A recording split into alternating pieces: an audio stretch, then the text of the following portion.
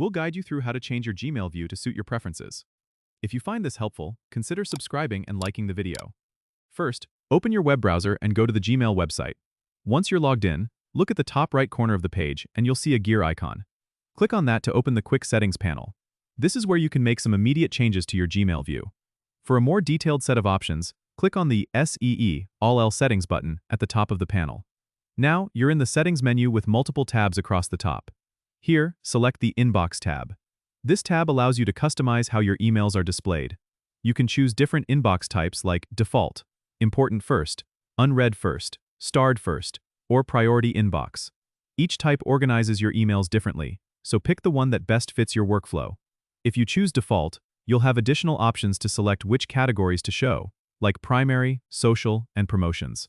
You can even customize the categories by clicking Customize next to them. Once you've made your selections, scroll down and click Save Changes at the bottom of the page. This will apply your new settings.